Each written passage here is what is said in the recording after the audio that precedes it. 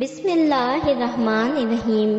شروع کرتی ہوں اللہ کے نام سے جو بڑا مہربان اور نہایت رحم کرنے والا ہے۔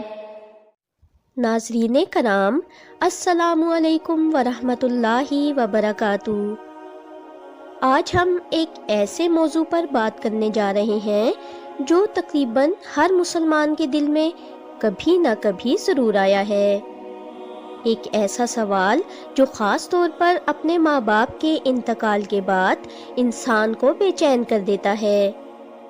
کیا ہمارے والدین کی روحیں ہمیں دیکھنے، ہمارے گھر آنے یا ہماری حالت جاننے آتی ہیں؟ کچھ لوگ کہتے ہیں جمعرات کو روحیں گھر آتی ہیں، یا عید پر والدین کی روحیں بچوں کو دیکھنے آتی ہیں۔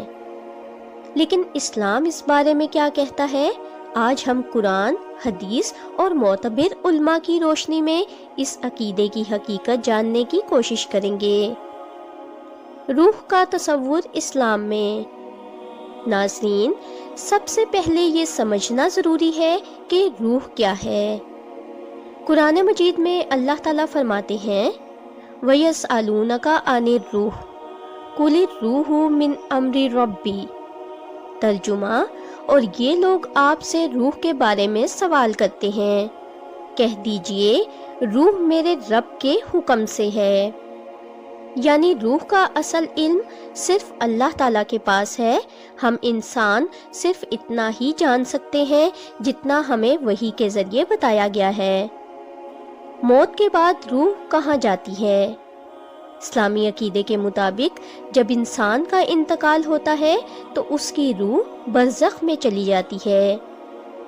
برزخ وہ عالم ہے جو دنیا اور آخرت کے درمیان ہے۔ قرآن میں فرمایا گیا، ترجمہ، یعنی مرنے کے بعد ایک پردہ ہے قیامت تک۔ کیا روحیں واپس دنیا میں آ سکتی ہیں؟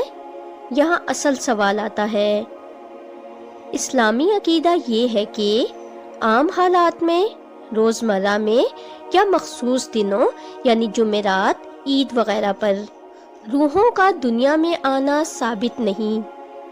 نہ قرآن میں اس کا واضح ثبوت ہے، نہ صحیح حدیث میں۔ بڑے بڑے محدثین اور علماء مثلاً امام ابن تیمیہ، امام نووی، علامہ ابن قیم، سب اس بات پر متفق ہیں کہ روحیں اپنی مرضی سے گھروں میں نہیں آتی۔ پھر لوگوں کو ایسا کیوں محسوس ہوتا ہے؟ ناظرین، یہ بہت اہم نکتہ ہے۔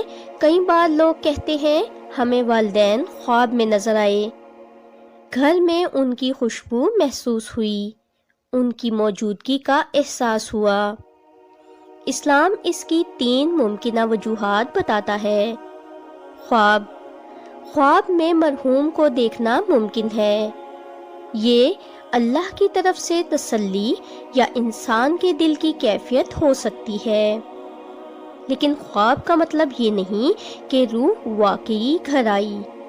انسانی جذبات، والدین سے محبت، جدائی کا غم دل و دماغ پر ایسا اثر ڈالتا ہے کہ انسان کو احساسات حقیقی لگنے لگتے ہیں۔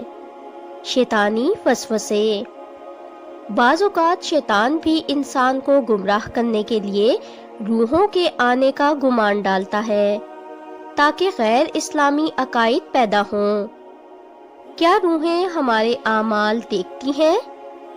یہ مسئلہ علماء کے درمیان مختلف آراء رکھتا ہے، لیکن بعض احادیث سے یہ معلوم ہوتا ہے کہ مرنے والوں کو اجمالی طور پر اپنے عزیزوں کے اعمال کی خبر دی جاتی ہے، خاص طور پر نیک اعمال، دعائیں، صدقہ۔